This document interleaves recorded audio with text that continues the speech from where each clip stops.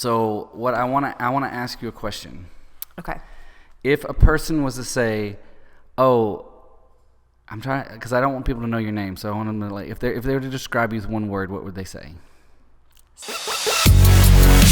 Welcome to another episode of Paris, Texas, a podcast. This podcast is brought to you by 107. Thank you guys so much for sponsoring this podcast. If you guys haven't, go check out 107 downtown Paris, Texas. If they were to describe you with one word, what would they say? Sassy. Sassy. Oh, I think that fits. Savannah Abbott, welcome to the podcast. Thank you. I'm happy to be here. I'm so excited. I'm glad we're back. I took like a year and a half hiatus. I know. I can say that word. And you're one of the first few that I've jumped back on. I'm honored. I don't know if you just had nothing to choose from or if I'm telling you, there's way more story to it than you think. Yes, I'm excited. I'm excited to be here. And I don't know, it's crazy because I feel like in the time that you took off, so much happened, and then at the same time, it's kind of like time has sort of stood still in a way. It's weird. It both feels like yesterday and 10 years ago. Yeah. It's a strange time we've been in. It has been a strange time. Okay, so where are you from? I am from right here in Paris, Texas, for the most part.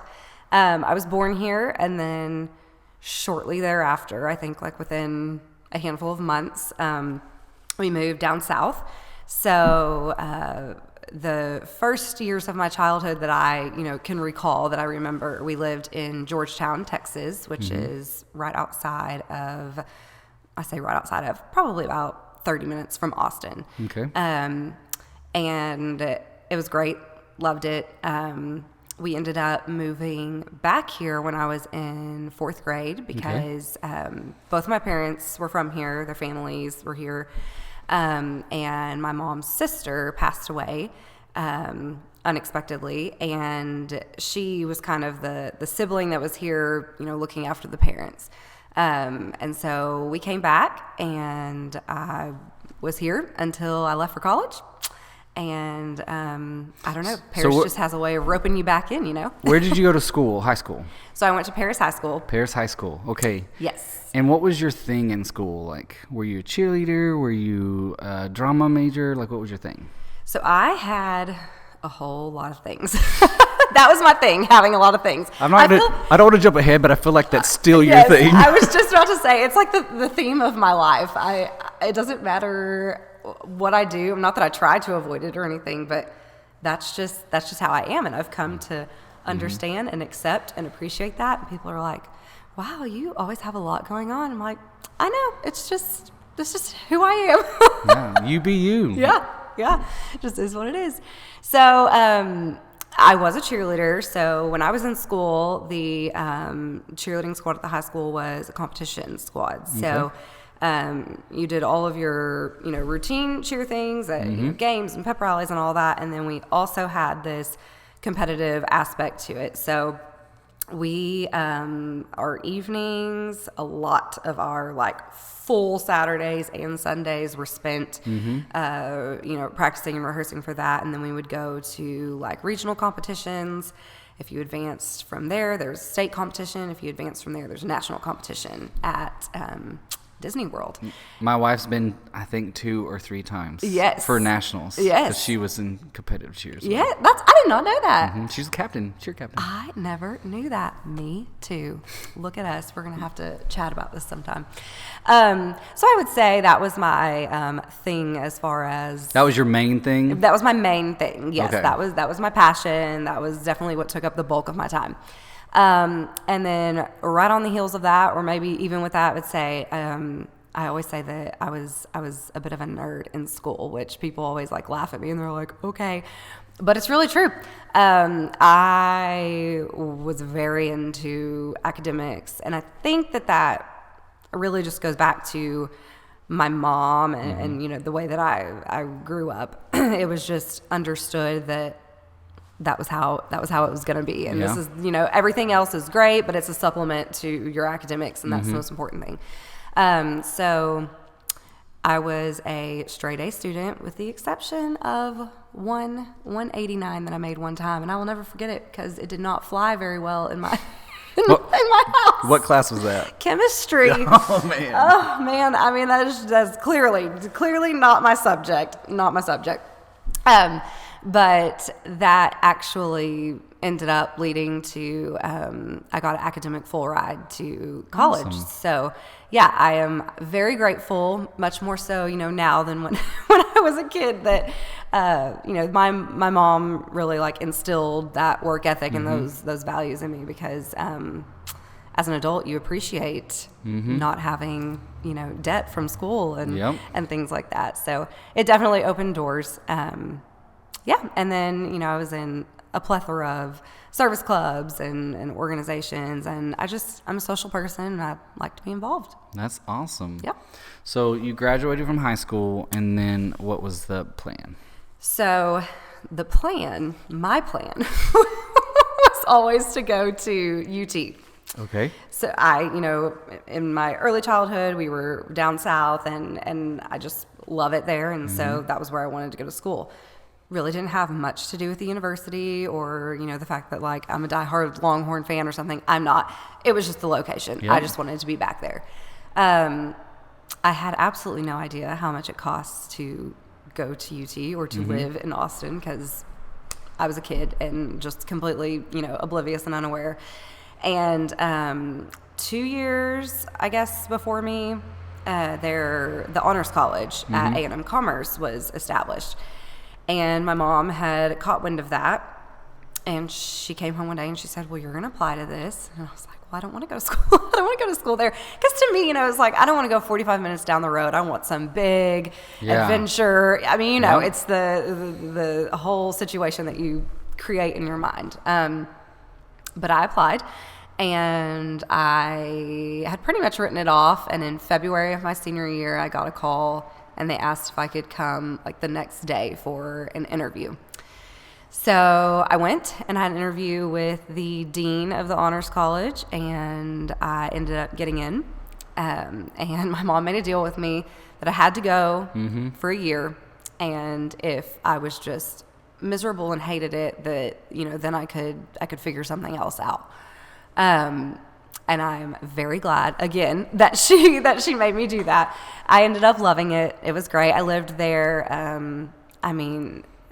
Everything was paid for, from my books to my meals. Awesome. I had a stipend at the bookstore for like snacks or T-shirts or whatever I wanted. Awesome. My housing. I mean, it's a great program, and I'm very, very fortunate that I got to be a part of that. So it comes with some additional work. You have to take, extra classes and honors classes. You have to write and defend a thesis, which is to this day the most terrifying thing I've ever done in my life.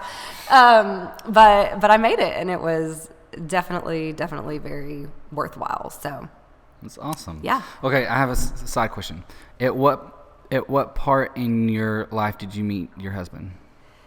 Well, okay, so this Is that further down the road, or have we already passed it? Yeah, well, kind of both. So Chance is my husband, and Chance is 7 years older than me. So he actually is the same age as my older sister. Okay.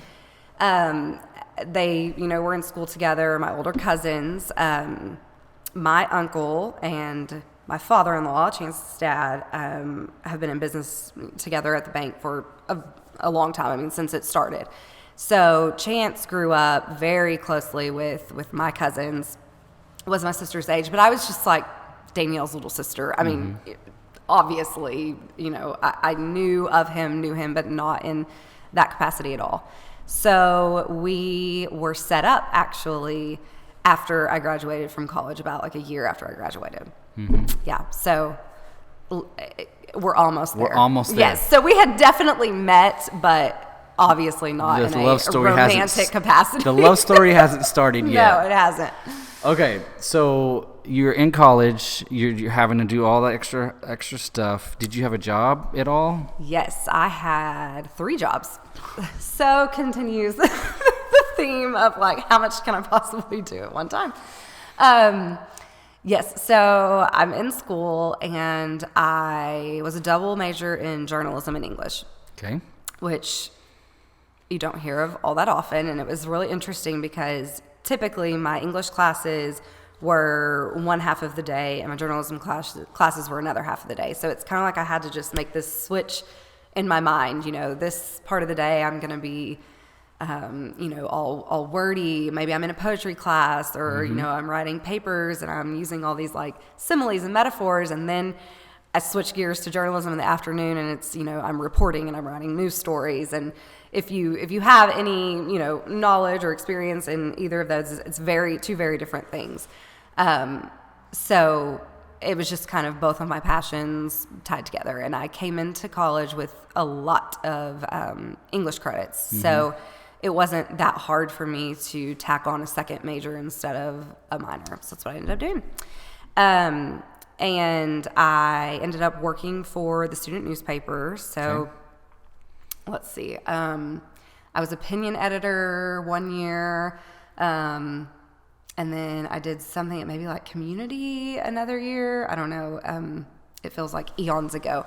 But that was everything. You were in charge of your stories for the week, and then you'd go in on Sundays and we would lay out the newspaper. It was a true, newsroom, just student run.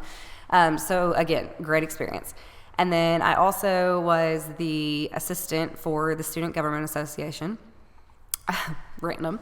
And then my last year of college ended up getting a job in the marketing communications department at the university, which just led to a whole lot of things and really ultimately ended up leading to, my career and where I'm at now. So that was a big opportunity that a dean on campus kind of created and put into motion for me.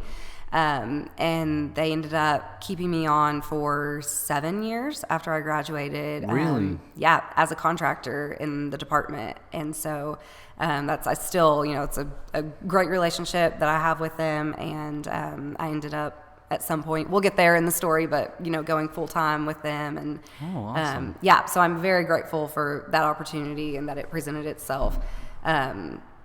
For the longevity of my career, but also just because, by the time I graduated college, I had a lot of bylines in print, in their alumni magazine and things like that helped open other doors for me. So that's awesome. Okay, so did you meet Chance before you graduated or? After. It was, After. Yes. So you graduated college. And then what happened? And then it was just that like giant question mark that I feel like, what now? A lot of graduates, you're so excited, and I'm going to graduate. And I don't know, I guess some people aren't that excited to graduate because they just want to stay in college forever. Which this is funny, we can laugh about this now. I was so excited to have one job. The irony. I know. I was so excited. This is what I thought to myself. I'm just going to have one job, and that's all I'm going to have to worry about. And I cannot wait because college was, it was a lot. I had a lot going on. It was very stressful. So the joke's completely on me. But I knew that I wanted to pursue the journalism side of things initially at that time, and I had done an internship at a magazine called Living Magazine in Rockwall, and I loved just the whole magazine aspect of journalism. So I really wanted to try to jumpstart or launch my career in magazine, which is just a very narrow field there, unless you're willing to just move, anywhere. So I printed off about, I think it was like 10 copies of my resume in the heat of the summer in my car that did not have air conditioning. And I put on business clothes and I drove myself to Dallas with, this is also funny, printed pages of Maps Quest and had mapped out.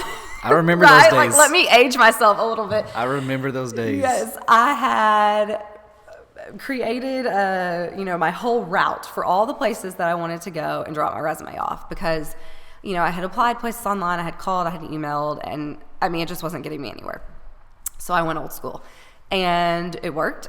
One of the magazines that I went to, the editor-in-chief wasn't there when I went, but I left my information, and the girl that I had left my information with, I didn't know, had just put in her 2 weeks notice. Yes. And so that editor-in-chief called me, and she was like, actually, Rachel, who you gave your information to, is leaving. And I interviewed, got the job, and I packed up and moved to Dallas. So that was, it was a big change for me. And I know Dallas is 2 hours down the road, and, you know, Right. No. we grew up going there all the time, but you know, I had an It's apartment. a different world. It is. And I found out it's so different when you live there and you're there 24/7. Not I'm going to run over there for the day and I'm going to come back. It was a fantastic experience. Again, it was very eye-opening for me. I lived alone. I had, you know, my big girl apartment, and I bought a car myself. And so with all those jobs that I worked throughout college, I saved up and I bought a car. And so I had air conditioning, and it was great. Now, I was obviously like low man on the totem pole in a very small office with a very small editorial staff. So I worked all the time. I was the first person there, and I was often the last person to leave. But it was fun. We did, you know, we covered a lot of charity events, fashion events. It was a luxury lifestyle magazine, so I'd go to North Park, Neiman Marcus once a month and pull outfits for our cover photo shoot, you know, that we would do. And then, you know, I had to go to the shoot, and I had to put... This sounds way up your alley. It was. It totally was. If you ever wondered how models wear shoes during photo shoots and then take them back to the store, it's because some poor person on the shoot is in charge of putting tape on the bottom of the shoes, on the soles of the shoes, so that they don't get any marks on them. And that was me. I was that person. Yes. But I mean, it really was amazing. But simultaneously, I think it was really hard for me because I felt so isolated. I lived alone. Not that I was, you know, at home that often because I worked all the time. So I didn't really have time to like make a lot of new friends because all I ever did was work. And just for me and my personality, like that's something I love about Paris. I love that I'm going to go anywhere and see somebody I know. Some people don't love that, but I learned through that experience that I do love that. You know, outside of work, I could have gone weeks and weeks and weeks going places every day, and I would never see a person that I knew. And that was just Lonely. Yeah, it was just like sad to me. So during that time that I was in Dallas, This is a love story, isn't it? Yes, it's coming. Toward the end of it, I was obviously single, you know, didn't necessarily want to be single. You reach that point in your life. Well, you're lonely, you're working a lot, and you just, Right. you need someone. Yeah, and like, how was I ever going to meet somebody? Because all I did was work in an office full of women. And Chance, so as I said, so Chance and my sister, friends, same age, grew up together. Well, Chance's best friend, Colin Hadley, and Who's also been on the podcast. Right, yes. My sister's best friend, Mindy Hadley, they all kind of conspired, and then along with my cousin, Mally, she was there in the mix too, and they decided To set you up. yes, Chance is single, Savannah's single, and they're just perfect for each other. I have no idea how they came up with this. I think it was kind of spurred because Chance had just moved back to Paris, which is, this is just funny. Like, you know, he lived in Dallas for, I don't know, probably like 8 years, somewhere around there, and then he moves back to Paris. I'm in Dallas. Where he was. Set up, right. I mean, you know, what are the, and we were in Dallas, you know, at the same time, and never crossed paths, never, you know, met up, nothing. So they arranged, which looking back, it's like, how did you not know? But they arranged for Chance to come. So Mindy at the time was working part-time still in Dallas, and she had an apartment there. And Chance was coming with Colin to like mount a TV on her wall or something like that. Oh, hey, Savannah. And also, while they're here, do you want to meet us for dinner? And I was like, sure. So I did. And I was late, which is very, very unlike me. But I, of course, was at a work event that ran late. And then there's Dallas traffic. And anyway, so I get there. They're already seated. And you didn't know you were getting set up. Right. And I did not realize that we were like literally on a double date. And if you've ever talked to Chance about why he fell in love with me, he will... I would bet $1 million that if you called him right now and you asked him, he would say, it was the leather pants. I'm asking him that. I would bet everything I have that would be his answer, because I know that it would be. So I had on these leather pants. I came from a work event, and apparently a Chance just decided right then and there that was it. Anyway, so we ended up kind of like exchanging phone numbers after that, and talking, getting to know each other. He came back to Dallas for Mally's birthday party a couple of weeks later, and obviously I was there too, and it just snowballed, and we ended up dating, and then we were engaged 7-8 months later. Really? Yes. Okay, how old were y'all at this time? So, okay, I graduated college at 20. Okay. So I graduated a year early, and I'm young for my class. So I was 20. So I was 21, about to be 22, when Chance and I started dating. And which means then... He was 7 years older. He was 7 years older, and I was 22 when we got engaged. And I know for a fact that, I'm sure people were like, what is she doing? They've been dating for like 8 months, and now they're engaged. But it's just... I disagree with that, because me and Kimmy were like 3 months. You just know. You just know. You know. When you know, you know. And we both knew. And I think it made a difference too. He was older. He was at a point in his life. Because usually, I'm not going to stereotype anyone, but usually guys, it takes them a little longer to get to that point. It's just how it goes. But he was ready. He was ready for a family. Mm-hmm. He was ready to settle down. So we didn't have to date for 7 years while he, got his bachelorhood out of his system. Life and right. It had already happened. Yep. Same story. Yeah. So that was it. Got engaged in December, and I had no idea what was happening. It's a pretty funny story, actually.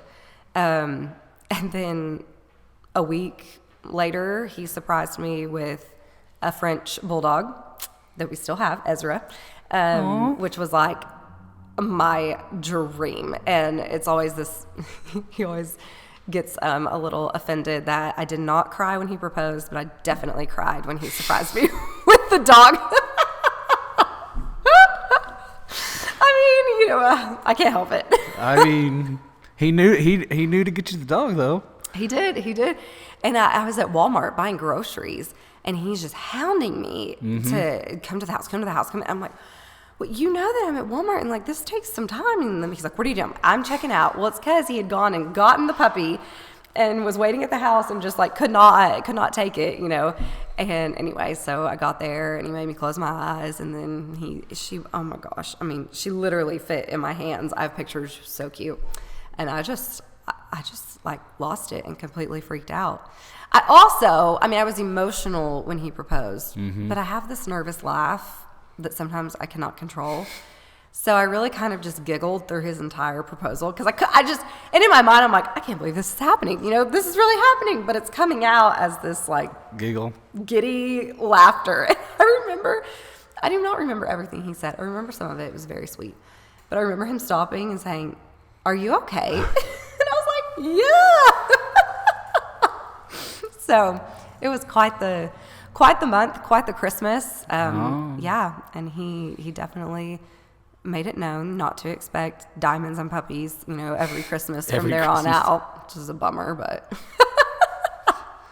maybe when 30-year anniversary comes around, or something like that. Yes. Now, which is funny, because now the script has changed, and if he were to bring home something that's furry and living and breathing, I think I would just completely go crazy. Because last year at Christmas, he brought Birdie, our daughter, 2 cats, which It's fine, and they're so cute. I'm like, I can't take care of anything else. It's gonna be fine. This is it. So, anyway. Awesome. Okay, so y'all get married. Where'd y'all get married at? So we got married right where we got engaged. Same exact spot. Yes. Wow. His parents have a ranch about 25 minutes outside of town, and there's a tree in their back pasture. Part of the tree grew straight up and down like a normal tree does, and then there's like this appendage that grew off of it, and it is kind of like a hump, and then it grows to the ground, so it's sort of like a bench. And awesome. He hung paper lanterns in the tree, and that's where he proposed. And then later, after we got engaged, we went and carved our names in the tree, and it's still there. And that's exactly where we got married. That's adorable. I know, it is sweet. And it's just nice that, like, you know, we have a spot that we can go to anytime, and take the kids to and still tell stories. Right. That's amazing. Yes, I just told him like a couple of weeks ago, I was like, we need to take the kids and do like some pictures, you know, there, because we have pictures of him proposing and our engagement pictures we did there, and then our wedding, and, you know, just kind of how our lives have evolved right there. That's amazing. At the tree. Okay, so do you stay in Dallas? Do you come home now that you're married? Well, okay, so I skipped a detail. So before we got engaged, I moved back to Paris. Okay. Yes, which I, you know, already was kind of on my heart. My family's here. I'm super close. You were know. lonely. Right. You needed family, and yes, I'm super close with my family. Obviously, and Chance. My sister's my best friend. Yes, and then, you know, now I'm dating Chance, and like obviously things are serious. He had moved back to Paris, and he had started working for, you know, his family business. So it's not like he moved back to Paris and he was kind of like in limbo until he figured something out. Like he had a job, moved back career. to Paris, period. So here I came back to Paris. And it's funny, in my sister's maid of honor speech at the wedding, she, as she's crying, said something about thanking Chance for getting me back here, because, you know, who knows if it would have happened if we weren't dating. So, yep. So I moved back prior to us getting married. Yes. And then Chance is at the bank. Yes. What happens then? Like, what job do you get? Like, what do you do? So this was a interesting period in my professional life. So I moved back, and I briefly, for a period of time, did some work for eParis. Obviously, journalism was, you know, where I had been and what I wanted to do, but there's just not a lot of opportunity in small town America in that realm. No. I mean, there's just not, you know, there's certain things that, you know, we have a lot of teachers here, and, you know, like if you're a nurse, you know, you can pretty much work anywhere, but journalism, while it's broad and it encompasses a lot of things, it's just not a huge industry here. Yeah. So I then did, I don't know, maybe it was under a year. I was a medical assistant in a doctor's office, which is so interesting because I'm not like a clinical person. I have absolutely no background in that whatsoever. I could not go to medical school because I just cannot handle, you know, all of it. Certain things and like bodily fluids. That's not me. So that actually ended up being very beneficial for what I do now, you know, just having some of that healthcare background and knowledge. But I got a call one day from Chris Vaughn, principal at Paris High, and he said, we need an English teacher, stat. I mean, it was like a handful of weeks before school was going to start. And Sandra Strom, who was my high school English teacher and my future problem-solving coach, and she's still there at the high school now, recommended that I call you. And I was like, okay. And I said, well, I do not have my teaching certification. He was like, I know, but you can enroll and you can start working on it. And if it's something that you're interested in, you know, come talk to me. And I was like, okay. And I've always, I mean, I love school. I love learning. I love education. And obviously I was kind of in, you know, like a weird period. What am I going to do? And what am I going to do here? Like, how am I going to make this, you know, this path for myself? So I ended up doing it.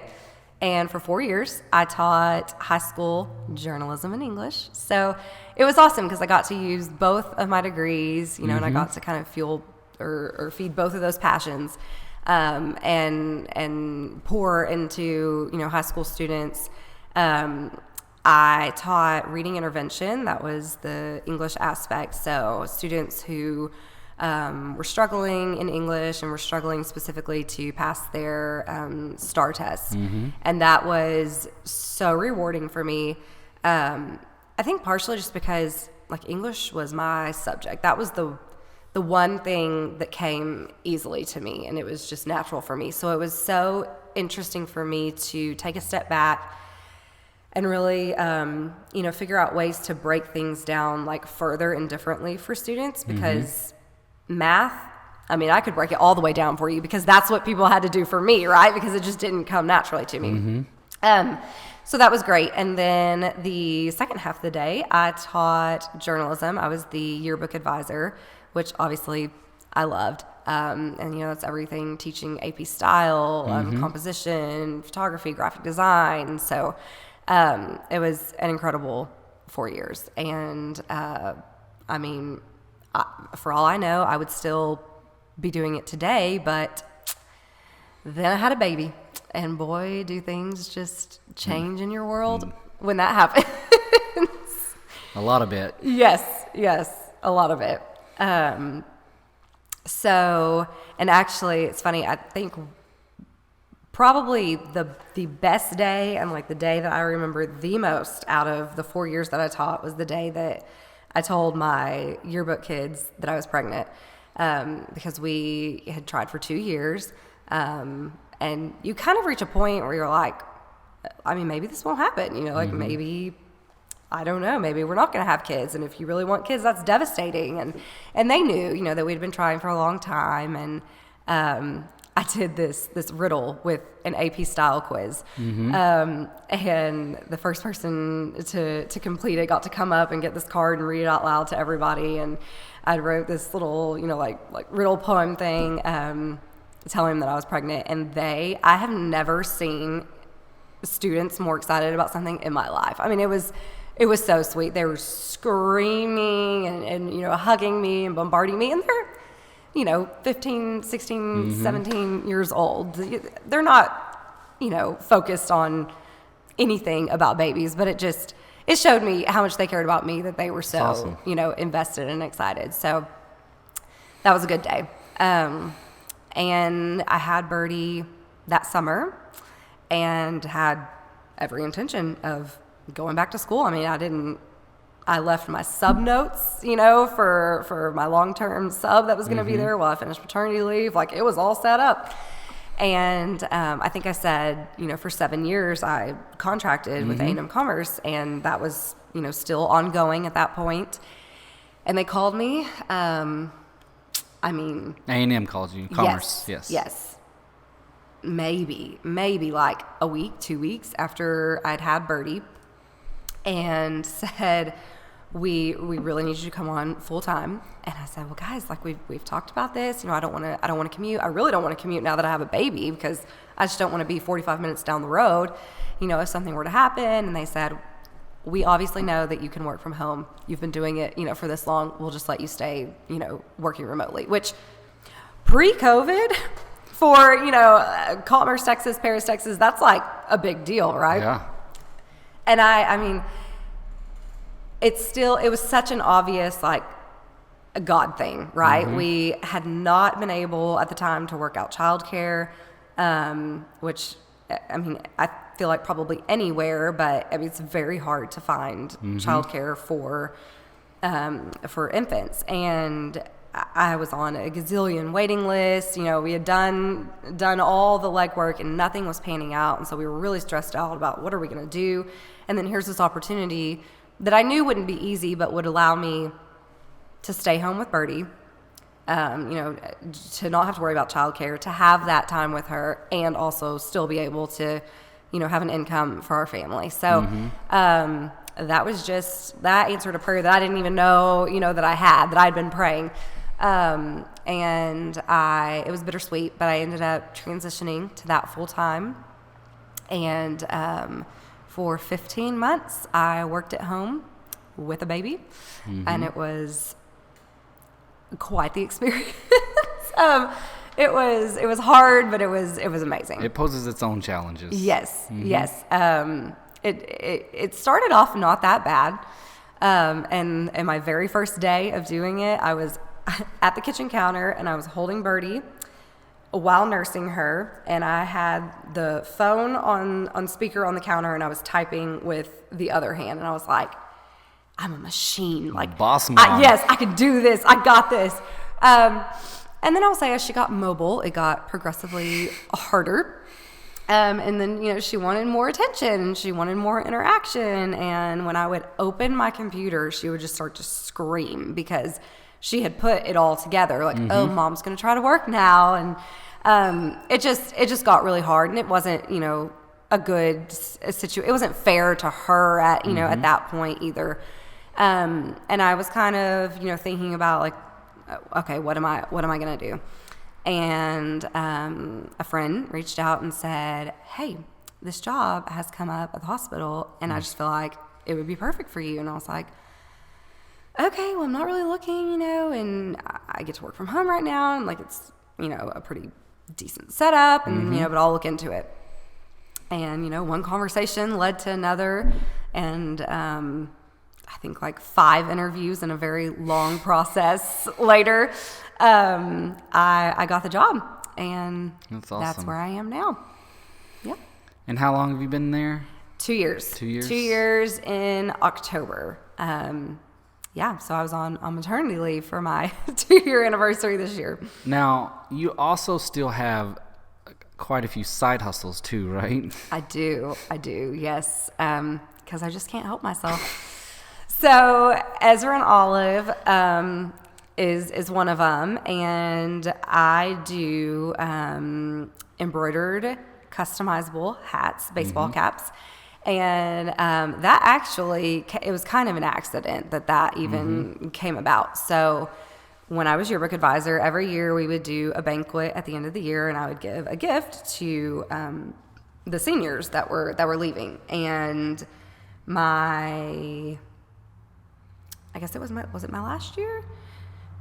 Yes, because I was pregnant. My last year, I decided, I just had this idea, like, I'm going to get some baseball caps, and I'm going to make hats for them that say PTX, like Paris, Texas, which it wasn't such a big thing yet, and I had to, like, explain it to people. I was like, like Paris, Texas. So the airport code hats had become a thing, recently at that point, like BNA for, the Nashville airport. So I was like, well, we don't really have, I guess we do have an airport code here, but nobody probably knows what it is. And I was like, so what can we do that, it's kind of represents Paris? And I was like, PTX. And I, when I gave it to him, I said, this is, something you can take to college and wear, in college and after college, wherever you go, and you have a little piece of home. And maybe it'll be a conversation starter. Yes. People will say, well, what's PTX? And you can say, oh, I'm from, Paris, Texas. And, they loved them, and a lot of other people loved them. And they started, seeing them around and seeing them wear them. People were like asking questions. And so I made a handful, and then I made a handful more, and then it just snowballed and became this little small business. So still going today. Ezra and Olive, my dogs. Yes, so that is who that is named after. And you have a website and everything, people can... I do, yes. Sorry, I have the sniffles. It's EzraandOlive.com. And you can shop online, check out online, and you can select shipping or local pickup if you're local. Or you can just come here into the amazing Dead Cat studio, and you can purchase one right here because you guys so kindly carry them. Yep. Right in the front, and you can come in and try them on. Yes, that's right. Awesome. Now, is there another side hustle in there? I think there's... wait a minute. Is it interior design? Yes. So... I thought I was right about this. Yes. So I just love... I love creating things, obviously. So I'm a creative-minded person. I am not like numbers, facts, statistics. That's not my world. That's Chance's world. So we make up like one great brain. We balance each other out. I always say, like, it's really fortunate because I feel like you can handle, like, the math and science homework once we get to that with kids, and then I can handle, English and art and other things, and it'll just be great. Yes, so I do dabble in that on the side. I love interiors. That's my passion. I love to decorate my house, do things like that. We've done some remodels, we've done some flips, we've done some new builds, and then also just one-off projects with people coming and saying, hey, I need my living room redone, or my whole house. Studio 220 is a salon on Collegiate that my dear friend Brittany Scoggins owns, and I was super blessed and fortunate that she came to me and she said, like, we've gutted it and it's just like it's too much and I don't know, like, this is what I want, but I need somebody to put it. They need your magic. Right. I need you to find it all and put it all into motion. And I was like, great, I would love to. And I would say that was the first, like, big project that I did for somebody else. And it looks amazing in there. Thank you. I went to their ribbon cutting. It was yeah. It looks good. Yes. So I'm so grateful that she reached out to me on that, and it was fun to do it, with a friend, and Awesome. really get to be, I feel like, especially creative there, because a business is a little bit different than a home. Typically people really want, I don't know, something more like neutral or calmer, and so we really got to do some fun stuff there. That's awesome. Yeah. So I have a couple questions. I always kind of end with these questions. If you could pick one place, and it can be anything, it could be food, it could be a park, it can be anything. If there's one place in Paris, Texas that you would call like your favorite place, what would it be? Wow. Okay. I've really got to think about this. In Paris. Okay, well, that narrows it down, because I would have said Archery, but it's outside of Paris. So, our favorite place. I've got two. So my first one is going to be my home. Okay. Because I'm somewhat of a homebody, in just the sense that like that's my place. That's my nest. That's and it's a really cool home. Oh, thanks. Thank you. That's where I like to be. I like to pour into it. It's old, right? Like it's an yes. How old is it? Yes, it was built in 1947, and it's another one you remodeled. Yes. So we gutted it. To a certain extent. So we kept all of the really unique texture that's on the walls, because it was true to the era that it was built in. We kept all of the original windows because they're just amazing. Like, are they energy efficient? Probably not, but they look really good. So cool. And Yeah. I don't think that I really don't think that we could replace them exactly how they are. So we kept those. We kept all the built-ins in the closets and in the living room, and just cool things like that. But, modernized it a little bit. And the word is, I cannot prove this with like documentation, but word is that it's the first concrete slab that was built that was poured in Paris.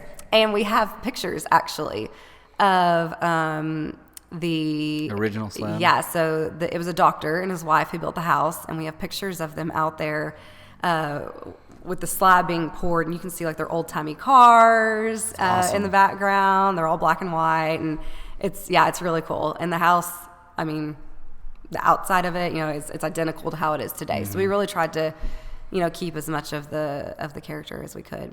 Authentic. Yes. Second place. Okay, so second place, I'm gonna say church. Yay. I'm gonna say our church.